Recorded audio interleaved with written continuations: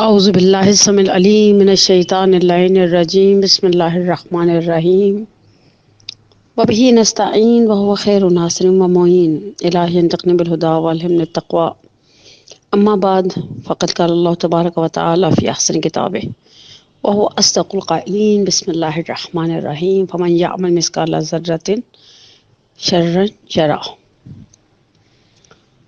سب سے پہلے تو خدائے عز و جل کا اس بات پر شکر ادا کرتے ہیں کہ اس نے دین مبین اسلام پر پیدا کیا۔ پیدا تو ہر مولود ہی دین مبین اسلام پر ہوتا ہے۔ معصوم کی روایت کے الفاظ اس طرح سے ہیں کہ کل مولود یولد علی فطرۃ الاسلام، ہر آنکھ کھلنے والا بچہ اسلام کی فطرت پر پیدا ہوتا ہے۔ یہ اس کے والدین ہیں جو اسے یہودی، نصرانی یا کسی مذہب کے سانچے میں ڈھال دیتے ہیں، مفہوم اس طرح سے۔ لیکن الحمدللہ اس نے ہمیں وابستہ بھی رکھا اس دین مبین اسلام پر، اور بہترین دین، ان الدین عند اللہ الاسلام، بے شک دین تو اسلام اللہ کے نزدیک ایک منتخب دین تھا۔ رضیت لکم الاسلام دینا، ہم آیہ غدیر میں بھی دیکھتے ہیں کہ خدا اس دین سے بے عنوانے، اس اسلام سے بے عنوانے دین راضی ہو گیا، اور بہت ساری بلیسنگز پروردگار عالم کی، بلکہ سراسر بلیسنگز۔ لیکن جہاں ہمارے پاس ہم ایک اللہ کی بلیسنگ تھی کہ ہم دین مبین اسلام سے وابستہ تھے، ہمارے پاس کتاب الہی تھی، ہمارے پاس ثقلین میں کتاب الہی کے ساتھ ساتھ اہل بیت کے ساتھ وابستگی تھی، وہاں پر ہم پریکٹیکل لائف کے اندر یہ بھی بڑی شدت سے محسوس کرتے ہیں کہ ہم نے معاشرے کے اندر، اسلامی سوسائٹی کے اندر ایک عظیم اور اٹل قانون اور حقیقت کو پریکٹس کے اندر ڈینائی کرنا شروع کر دیا، اس کا انکار کرنا شروع کر دیا۔ اور وہ قانون اور وہ اٹل حقیقت ہے مکافات عمل کی۔ مکافات عمل یعنی ہر عمل کا ایک انجام ہے، ایک ریٹرن ہے، ایک عوض ہے۔ اور جو میں نے سورہ مبارک زلزال کی آیت کی تلاوت کی کہ پروردگار عالم فرماتا ہے کہ فمن یعمل مثقال ذرۃ، یعنی ان آیات میں پروردگار عالم خیرن یراہ کو بھی بیان کرتا ہے، شرن یراہ کو بھی بیان کرتا ہے، اور مثقال کے لیے تفاسیر روائی بیان کرتی ہیں کہ ایک ایسی چیز جو چونٹی کی مانند ہے، یا اس سے بھی زیادہ خوبصورت وضاحت وہ ہے کہ بسا اوقات ایک ایسے غبار کی مانند ہے کہ انسان جب اپنا ہاتھ کسی جگہ پر رکھتا ہے اور ہاتھ اٹھا لیتا ہے تو بعض اوقات ہم دیکھتے ہیں چھوٹے موٹے ذرات ہوتے ہیں جو ہمارے ہاتھ کے ساتھ لگ جاتے ہیں، وہ چیز جو ہاتھ پر لگ جاتی ہے اسے ذرہ کہا جاتا ہے۔ اور آپ دیکھیے کتنی عجیب بات ہے کہ قرآن کھلم کھلا اعلان کر رہا ہے کہ جس نے ذرہ برابر بھی نیکی کو انجام دیا یرا ہو، اسے دیکھے گا۔ فمن یعمل مثقال ذرۃ شرا یرہ، جس نے ذرہ برابر بھی برائی کو انجام دیا اسے دیکھے گا۔ یا ہم ایک اور مقام پر حدیث رسول خدا صلی اللہ علیہ وآلہ وسلم میں دیکھتے ہیں کہ جبرائیل امین کے ساتھ دوران ملاقات اللہ کے حبیب نے کہا یا اخی جبرائیل اعذنی، جبرائیل مجھے موعظہ کرے۔ تو جبرائیل نے کہا یا احمد عیشا ما شئتا وانت المیت، آپ کو جیسی زندگی گزارنی گزاریں، لیکن یہ یاد رکھے بالآخرہ آپ نے مر جانا ہے۔ احب ما شئتا وانت مفارقہ، آپ نے جس چیز سے محبت کرنی کریں، بالآخرہ آپ کو اسے چھڑا دیا جائے گا، مفارقت آ جائے گی، فراق آ جائے گا، دوری آ جائے گی۔ اعمل ما شئتا وانت ملاقی ہے، اور جو آپ کو انجام دینا آپ اس کو انجام دیں، لیکن یہ یاد رکھیں آپ کو آپ کے اعمال سے ملاقات کروائی جائے گی۔ اگر ہم قرآن کی آیات کو دیکھتے ہیں تو اصولی اعتبار سے کوئی مسلمان اس اٹل حقیقت کا جسے مکافات عمل انکار نہیں کر سکتا۔ اچھا، جب ہم عمل میں دیکھتے ہیں تو ہمیں لگتا ہے کہ ہم نے تو گویا خدا کے اس قانون کو بھلا ہی دیا کہ کوئی مکافات عمل نام کی کوئی چیز تھی، اور نعوذ باللہ کبھی کبھی تو مومنین کے درمیان جو ہمارے ایک اپنی سوسائٹی ہے اس کے اندر ہم دیکھتے ہیں گویا ایسا کوئی قانون ہے ہی نہیں۔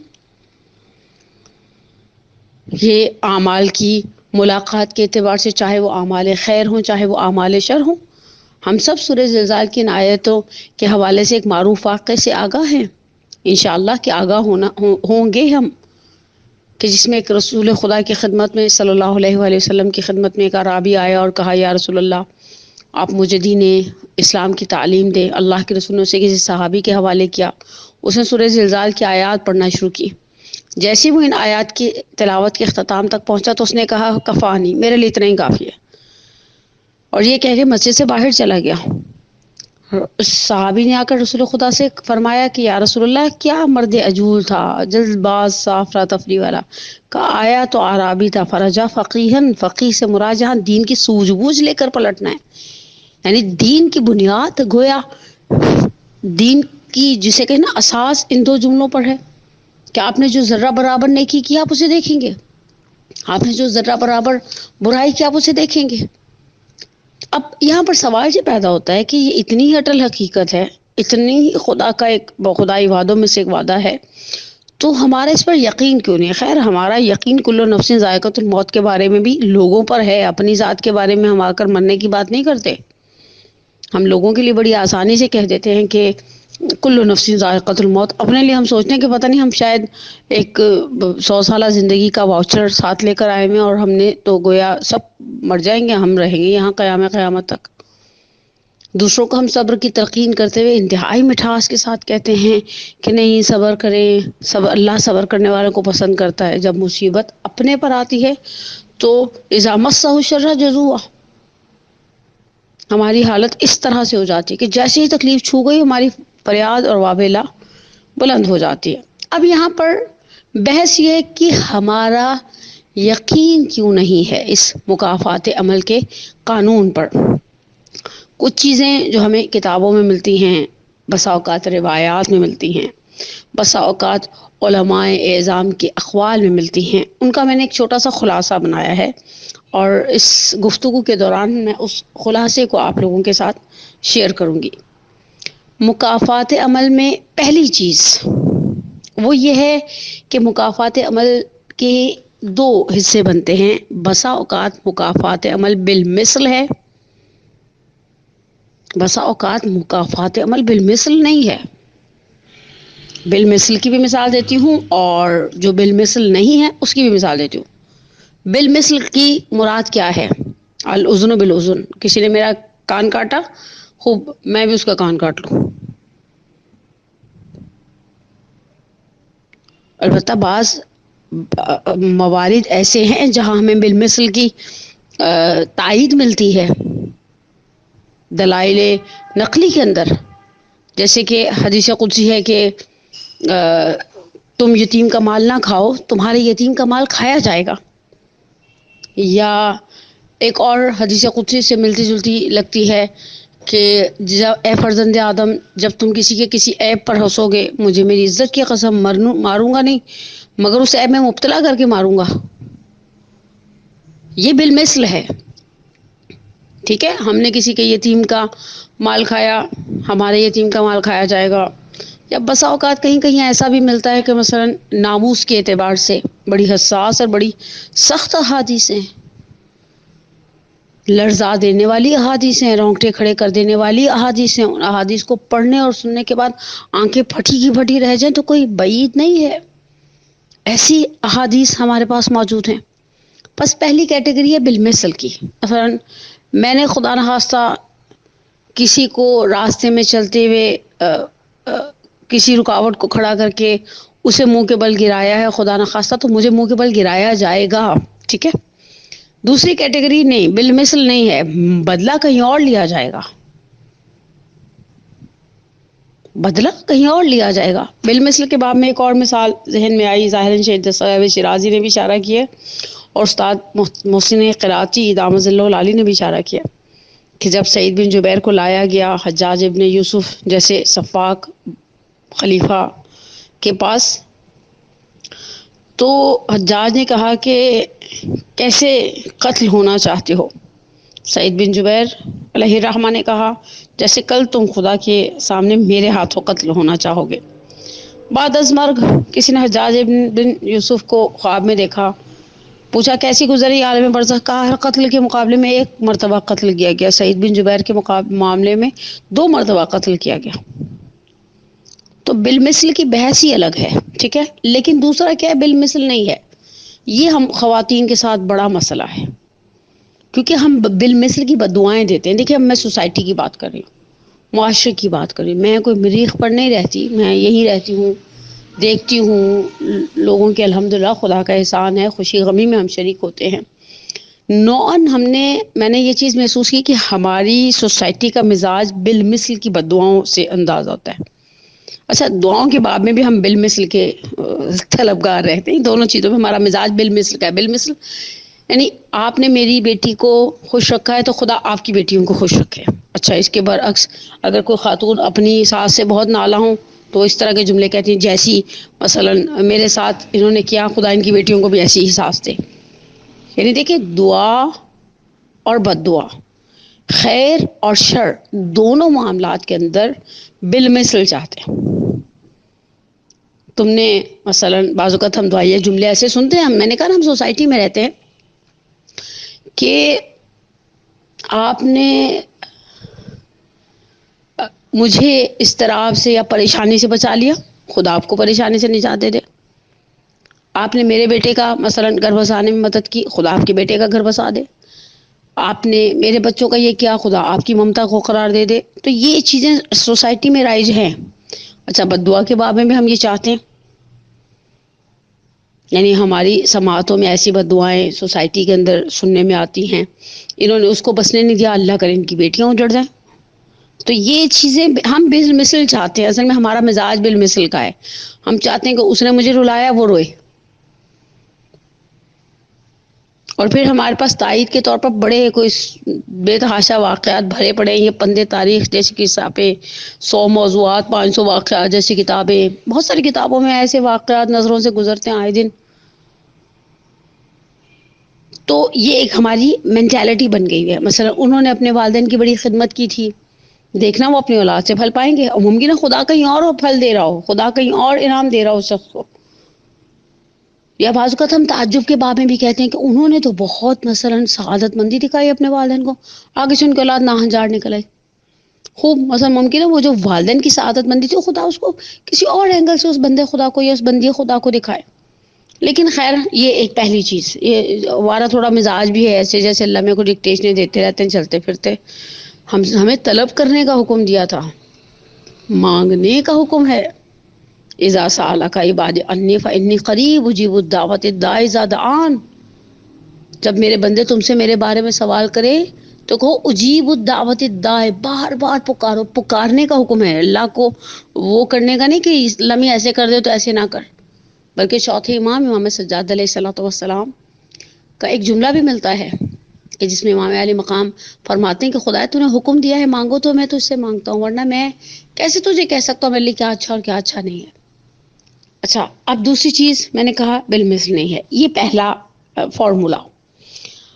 اچھا، دوسرا مرحلہ کیا ہے کہ مکافات عمل کا ایک بڑا ہی خوبصورت اور بڑا ہی عجیب قسم کا قانون ہے، یا حلیم لا یعجل۔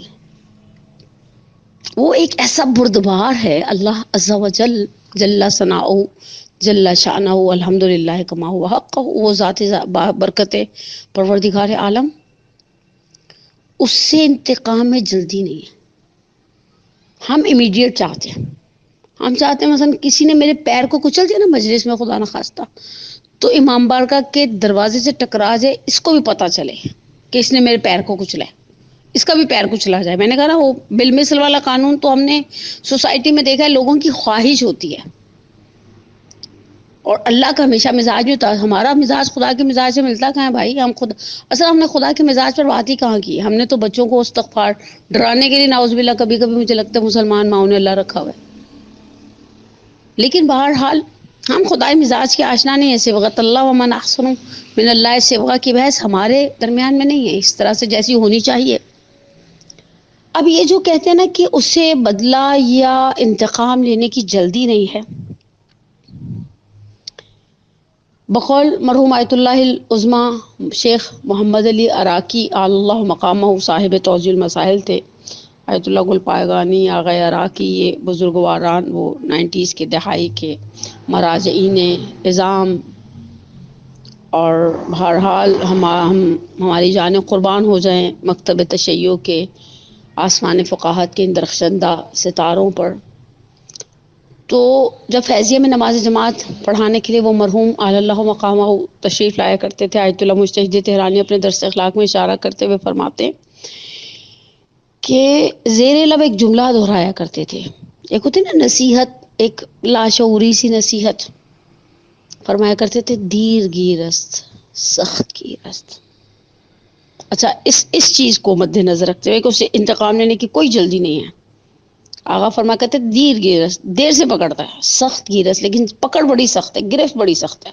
کچھ عرصہ پہلے میری ایسی نظروں سے سوشل میڈیا پر ایک نظم بھی گزری، بڑی ہی پیاری تھی، اس کے 2 جملے وہی جملے ہیں اشعار کے قالب میں ڈھلے ہوئے جو مرحوم آیت اللہ عراقی علی اللہ مقامہ کے جملے تھے کہ یہاں انصاف کی چکی ذرا دھیرے سے چلتی ہے، بہت باریک پستا ہے، بہت باریک پستا ہے۔ ہم اس باریک اصل میں ہمیں اس نے ہمیں ایسی مہلت دی، گویا ہمارے گناہوں کو دیکھا نہیں تو ہم نے سمجھا کہ شاید وہ ہمارے ساتھ کوئی مکافات عمل کا قانون ہی نہیں ہے، لیکن کمال کیا ہے، وہ دیر سے پکڑے گا، پکڑ گرفت اس کی بڑی سخت ہوگی۔ امام موسیٰ کاظم علیہ الصلوۃ والسلام سے منسوب ایک دعا ہے جس میں امام خدا سے پناہ مانگتے ہیں، میں تجھ سے پناہ مانگتا ہوں زوال نعمت سے۔ یہ جملے وہ ہیں جو معصومین کے کلمات میں آپ کو جگہ جگہ ملیں گے، ان گناہوں سے جو زوال نعمت کا سبب بنتے ہیں۔ تو پس اس کا انتقام لینے میں تاخیر کر دینا، ہم نے سمجھا گویا کوئی قانون نہیں ہے ایسا، یہ پاکستان میں تو بھی ہوگا۔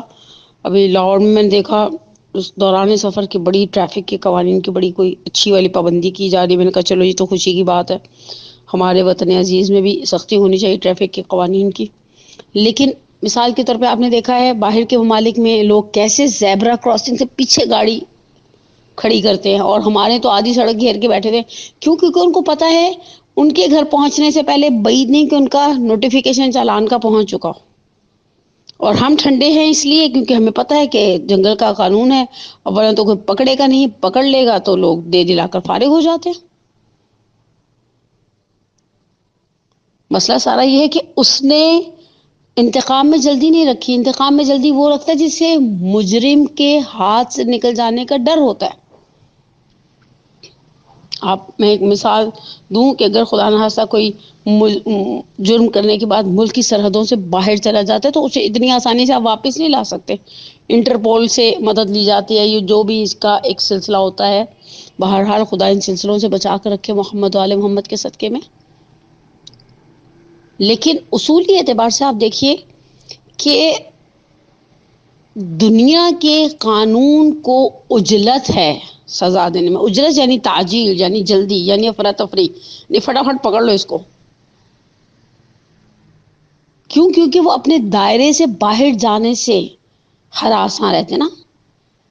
بعض اوقات آپ نے دیکھا 6 سال کے بچے کو بھی پتا ہوتا ہے کہ مثلا اگر اماں کوٹنے کا ارادہ کر کے پکڑنے لگے تو بعض اوقات وہ گھر سے باہر چلا جاتا ہے، اس کو پتا ہے کہ اماں گھر سے باہر اتنی آسانی سے جا نہیں سکتی۔ بعض اوقات تو بچے اتنے سیانے ہوتے ہیں 4-5 سال میں اگر وہ دیکھ لیں کہ گھر میں دادا دادی نانا نانی یا کوئی بڑا ایسا ہے جس کے سامنے ماں کا بس نہیں چلنا، وہ جھٹ سے اس کی گود میں جا کر بیٹھ جاتے ہیں کیونکہ انہوں نے اپنے لیے ایک شیلٹر سمجھا ہوا ہوتا ہے۔ لیکن خدا کے عذاب سے اگر وہ آتا ہے تو ہمارے پاس کوئی امن نہیں ہے، کوئی امن کی جگہ نہیں ہے، کوئی شیلٹر نہیں ہے، کوئی پناہ گاہ نہیں ہے، ہم خدا کے عذاب سے بچ کے کہیں جائیں گے؟ یہ لا یمکن الفرار من حکومتک، اللہ میں پاسبل ہی نہیں، میں تیری حکومت سے باہر نکل کے کہاں جاؤں گی؟ تو بس اس کا دیر سے پکڑنا، ظالم کو دی ہوئی ڈھیل کی رسی، یا وہ جو ایک ہوتا ہے کہ وہ ڈیلے کر دیتا ہے، ہم سمجھتے ہیں گویا مکافات عمل کوئی چیز نہیں ہے، ایسے ہی ہم چھٹ جائیں گے۔ اچھا، تیسری اور آخری چیز وہ یہ ہے کہ ہم سزا اور جزا کے فرق کو نہیں جانتے۔ یہ بہت ہی حساس مرحلہ ہے. یعنی اس چیز کو سمجھنے کے لیے کلام امیر الکلام کلام امیر المومنین علی ابن ابی طالب علیہ الصلوۃ والسلام، میری جان میرے والدین قربان ذات بابرکت امیر المومنین علی علیہ الصلوۃ والسلام پر. کلمات کے سارے نہج البلاغہ میں کیا گوہر ہے امیر المومنین کی زبان بابرکت سے نکلے ہوئے. امام الکلام کلام الامام امام الکلام ہوا کرتا ہے. امام کی گفتگو جیسے امام سربراہ ہے، ان کی گفتگو کی سربراہ ہے. ہم مولا کائنات فرماتے ہیں کہ بعض جگہ پر ان کے جملوں سے ایسا مفہوم نکالا جاتا ہے کہ خدا نے ڈھیل دینے. اچھا ڈھیل میں مزے کی بات کیا ہے کہ وہ نعمتیں تو ویسے ہی چل رہی ہیں نا، ہمارا کھانا پینا ویسے چل رہا ہے، سانس ویسے چل رہے، صحت الحمدللہ ویسے ہی ہے، زندگی کی نعمتیں ویسے ہی ہے. خدا نے کسی شخص کو استدراج سے بڑی ابتلا میں مبتلا نہیں کیا. یعنی نعمتیں چل رہی ہیں، یا بس اوقات لوگوں کا تمہیں تمہارے بارے میں اچھے جملے کہنا غافل نہ کر دے. ہماری سوسائٹی ایسی ہے، ہم کوئی سال میں 2-3 دفعہ، اگر 2 دفعہ کربلا چلے جائیں، ایک آدھ دفعہ مثلا سامر الحجج کی زیارت نصیب ہو جائے تو لوگ کہتے ہیں ارے آپ تو بڑی خوش نصیب ہیں، آپ پر تو مولا کی بڑی نظر عنایت ہے، ہم تو 3 سال سے تڑپ رہے ہیں، جانے کی سبیل نہیں ہو رہی. اور ہم اپنے تئیں اس طرح کے جملے سن کر سوچتے ہیں کہ واقعی ہم امام حسین کے سگے ہیں.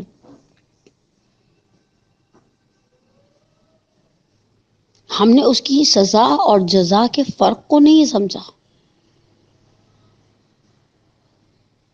ہم نے اپنے بارے میں اپنے جیسے لوگوں کے 4 اچھے جملے سنے تو ہم نے سوچ لیا کہ نہیں بھائی ہم تو بڑے پتہ نہیں پہنچی ہوئی شخصیت ہیں، پتہ نہیں شاید ولی اللہ ہونے والے ہیں. کیا کیا علماء نے اس باب میں مثالیں بیان کی ہیں. سید عبداللہ فاطمیہ کا ایک جملہ میں ان کی تقاریر میں سن رہی تھی، کہا گریہ ہے یہ استدراجی. ہم بڑے خوش ہوتے ہیں کہ بھئی نہیں ہم تو بڑے غمگسار ہو گئے کہ نہیں، کہیں کہیں ہمیں پتہ ہی نہیں ہے. تو یہ پتہ نہیں چل رہا نا، وہ جو دے رہا ہے اصل کمال کیا ہے، وہ دے کر بھی آزماتا ہے، وہ لے کر بھی آزماتا ہے، وہ کثرت سے بھی آزماتا ہے، وہ قلت سے بھی آزماتا ہے. ہم نے اس کے امتحان میں اس کارنر والے سائن بعض اوقات یہ جب سے یہ سوشل میڈیا بڑھ گیا ہے ہماری زندگیوں کے اندر، بعض اوقات پزل آ جاتے ہیں بیٹھ کے حل کریں جی. یہ 4 فٹ بال ہیں، 3 عدد پنکھے لگے ہوئے ہیں، 2 عدد جوتوں کی جوڑیاں پڑی ہیں. اب آپ ان سب کے پلس مائنسز کرتے رہتے ہیں. اچھا کمال کیا، ہم بعض اوقات پنکھے کے پر گن لیتے ہیں، فٹ بال کے پیچز گن لیتے ہیں، جوتے کی لیس تک پر دھیان دے دیتے ہیں. جو کارنر میں ایک چھوٹا سا سائن ہوتا ہے نا پلس مائنس کا، ہم اس میں غلطی کر جاتے ہیں اور وہیں بھی مار کھا لیتے ہیں. اللہ کے امتحانی پرچے کے اندر کہاں پلس کا سائن ہے، کہاں مائنس کا سائن ہے، کہاں تقسیم ہے، کہاں ضرب ہے، کہاں جمع ہے، کہاں تفریق ہے. ہم اس سائن سے غافل ہو جاتے ہیں اور بہرحال بیٹھے ہیں یہاں پر. تو یہ چیزیں ہیں. میں اس کی ایک بڑی آسان سی مثال اپنی بیٹیوں کے لیے بناتی ہوتی ہوں کہ ایک ماں ہے، موم نمبر 1، بچہ آتا ہے اس کے آگے دیسی گھی والا پراٹھا رکھ دیتے ہیں. آج کل کے تو بچوں کو دیسی گھی میں سے اسمیل آتی ہے، ارے خوشبو رہنے دو. دیسی گھی کا بگاڑ لگ رہا ہو کسی چیز کو، چاہے وہ ساگ ہو، چاہے وہ میتھی ہو، چاہے وہ دال ہو، اس کی تو خوشبو ہی الگ ہے، ایک سوندھی سی. لیکن ارے نہیں اماں یہ ایسا تو یہ ویسا، میں نے نہیں کھانا، آپ کو میری پرواہ نہیں ہے. اس کے برعکس ایک دوسری ماں ہے جو آتی ہے میگی ڈالتی ہے، پانی ڈالتی ہے، اور وہ عجیب ابلا ہوا ملغوبہ سا بچے کے آگے رکھ دیتی ہے، یا وہ کچا پکا زنگر برگر لا کر رکھ دیتی ہے. تو بچے کو لگتا ہے کہ میری ماں بہت میرے ساتھ پیار کرتی ہے. کیوں؟ کیونکہ وہ مجھے زنگر دیتی ہے، وہ مجھے فرائز دیتی ہے، وہ مجھے وہ میگی کی نوڈلز اور وہ پتہ نہیں کیا کیا دیتی ہے. دوسرے بچے کی ماں اسے ہیلدی ڈائٹ پر لانا چاہتی ہے تو اس کو کہتی ہے کہ بھئی ساگ کا سیزن ہے تو ساگ بھی کھاؤ، تو سردیوں کی ساری سبزیاں بھی کھاؤ. تو بچوں کو اکثر رونا پڑ جاتا ہے.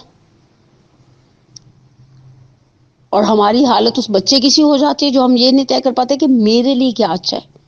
فَأَمَّا الْإِنسَانُ إِذَا مَا ابْتَلَاهُ فَقَدَرَ عَلَيْهِ رِزْقَهُ فَيَقُولُ رَبِّي أَهَانَنِ. ہاں یہ انسان جب ہم اسے مبتلا کر دیتے ہیں اور اس کی تنگی میں مبتلا کر دیتے ہیں تو یہ کہتے ہیں میرے خدا نے میری توہین کی. فَأَمَّا إِذَا نَعَمَهُ فَيَقُولُ رَبِّ أَكْرَمَنِ. نہیں مجھے لگتا ہے آیت میں سورہ فجر کی آیت ہے دوسری. اس دوسری آیت کا ترجمہ اس طرح سے کہ جب ہم اس کو نعمتیں دیتے ہیں اور کثرت رزق دیتے ہیں تو وہ کہتے ہیں ربی اکرمن، او میرے خدا نے میری عزت کی، میرا احترام کیا، میرا اکرام کیا. کلا بل لا تکرمون الیتیم ولا تحاضون علی طعام المسکین. اور پھر الی آخر سورہ والفجر. نہیں ہم کون ہوتے ہیں سزا اور جزا کا تعین کرنے والے؟ ایک ہم کون ہوتے ہیں یہ پرکھنے والے کہ ہم جن سرکمسٹانسز میں اگر کسی مشکل میں ہے تو یہ سزا ہے، یہ جزا. دو ہماری معرفت مرحوم آیت اللہ گل پاگانی علی اللہ مقامہ جیسی نہیں ہے. مرحوم آیت اللہ محمد رضا گل پاگانی علی اللہ مقامہ جنہوں نے امام خمینی علیہ الرحمہ کی نماز جنازہ پڑھائی تھی تو آخری وقت میں بیمار تھے، تو بقول ایک عالم ربانی کے ہم عیادت کے لیے گئے تو میں نے پوچھا کہ کیسی ہے طبیعت؟ کہا الحمدللہ. کہا الحمدللہ کا کون سا مورد ہے؟ کہا یہ بیماری یا ترفیع کے لیے ہے، خدا میرے درجے کو بلانا چاہتا ہے تو بھی الحمدللہ، خود یا میرے گناہوں کی جسے کہ نا ایک طہارت کے لیے ہے، تو دونوں حالتوں میں اللہ کا شکر ہے. تو پس ہم سزا اور جزا کے فرق کو درک نہیں کر پاتے، جس کی وجہ سے ہم بڑی ہی آسانی سے اس مکافات عمل کو درک نہیں کرتے. نعمت اور استدراج. آخری بات، ائمہ اطہار علیہم السلام نے ہمیشہ اپنے اصحاب کو ان امور کی طرف متوجہ رکھا ہے. بزنتی 8ویں امام کے صحابی ہیں. 8ویں امام نے دعوت پر بلایا، کہا بزنتی رکو گے؟ یعنی شب پیچھے ماں باشی، رات کو ہمارے پاس رکو گے؟ بزنتی کو بڑا لگا، بقول ہمارے پنجابیوں کے ٹیکا. کہا کہ مولا جیسے آپ کی خواہش. مولا نے غلام سے کہا کہ چھت پر بستر بچھا دو. بستر بچھایا، مولا خود گئے، بزنتی لیٹے. مولا نے بزنتی پر لحاف سب ڈالا اور مولا پلٹ کر اپنے حجرے کی طرف تشریف لے کر گئے. تو بزنتی کے دل میں خیال آیا کہ واو کیا مقام ہے میرا. آج مجھے مولا نے پہلے کھانے پر بلایا، ایک، پھر رات مہمان رکھا، دو، پھر میرے اوپر اپنے دست مبارک سے لحاف ڈالا، تین. کیا شرف ہے میرا. اتنے میں بھی سوچ ہی رہے تھے 8ویں امام کی آواز ہے بزنتی. بزنتی اتر کر نیچے گئے. کہا جی ابن رسول اللہ. کہا بزنتی جانتے ایک دفعہ میرے جد امجد علی ابن ابی طالب علیہ الصلوۃ والسلام سہسہ بن سوحان کی عیادت کے لیے گئے تو سہسہ کے دل میں بھی خیال آیا کہ کیا مقام ہے میرا، امیر المومنین میری عیادت کے لیے آئے. دیکھیں یہ تنبیہ تھی ائمہ اطہار کی. تو پس جس قانون کو ہم نے اس کے حلم کی وجہ سے، اس کی بردباری کی وجہ سے، اس کے قزم غیظ کی وجہ سے ایسے رکھا ہے کہ جیسے قانون نہیں، ایسا نہیں ہے، قانون ہے. ہم اس قانون کی حساسیت کو سمجھتے نہیں ہیں. رلاتے وقت سوچتے نہیں ہیں کہ ہم رلائے جائیں گے. ممکن ہے 10 سال بعد رلائے جائیں. چلغوزہ بھی تو فوراً فصل نہیں دیتا عزیزان من. کبھی آپ نے گارڈننگ کی ہو، دھنیا ڈالیں تو تیسرے دن ہی چوتھے دن ہی پتے گرین گرین آنے لگ جاتے ہیں. ہری پیاز اگائیں جلدی اگ جاتی. کیا ہر پھل ہر سبزی اسی طرح سے جلدی اگ جاتی؟ نہیں. تو پس ہم خدا سے پناہ طلب کرتے ہیں زوال نعمت سے، اس کے قوانین کو سبک سمجھنے سے. اور چونکہ حالیہ نزدیکی ترین مناسبت رحلت جانسوز مادر باب الحوائج ابو الفضل العباس جناب ام البنین سلام اللہ علیہا تھی، تو تبرکاً آخر گفتگو میں ایک جملہ اس بی بی کے نام کہ جو 4 بہادر شیروں کی ماں تھی، کہ جن کے اشعار کو مرحوم ذیشان حیدر جوادی نے ایسے شعر کے قالب میں ڈھالا کہ دیکھا ہے کہ جس نے حملہ عباس نامور تھے اس کے ساتھ اور بھی کرار کے پسر سنتی ہوں ہاتھ کٹنے پہ زخمی ہوا تھا سر یارب گرا تھا کیسے میرا لال خاک پر ہوتی جو تیغ پاس نہ آتا کوئی نظر ام البنین کہہ کے پکارے نہ اب کوئی آتے ہیں یاد مجھ کو وہ شیران حیدری جب تک تھے میرے لال میں ام البنین تھی اجڑی ہے ایسی گود کہ اب کچھ نہیں رہی ہمارا سلام ہو اس مادر ابو الفضل عباس پر جو بقی میں 4 قبریں بنا کر گریا کیا کرتی تھی عبید اللہ کا ہاتھ پکڑ کر بقی میں بیٹھنا اور گریا کرنا ہمارا سلام ہو اس ماں کی بے قرار مضطرب ممتا پر کہ جنہوں نے کہا جو کچھ اس آسمان کے نیچے ہے فدا ابی عبداللہ ابا عبداللہ پر فدا ہو جائے پروردگارہ تجھے واسطہ محمد وآل محمد کا ہماری سب سے بڑی ایک حاجت اللہم عجل ولیک الفرج پروردگارہ ہمارے ولی کے ظہور میں تعجیل فرما ہمارے گناہ کبیرہ و صغیرہ کو معاف فرما ہمارے بیماروں کو شفا عاجل و کاملہ عطا فرما ہمارے پریشان حالوں کی پریشانی کو دور فرما مقام شامخ ام البنین سلام اللہ علیہ کے صدقے میں ہمیں ہمارے والدین کے لیے ہمارے بچوں کو ہمارے لیے واقعات الصالحات میں سے قرار دے ہم سب کا خاتمہ بالایمان فرما ربنا تقبل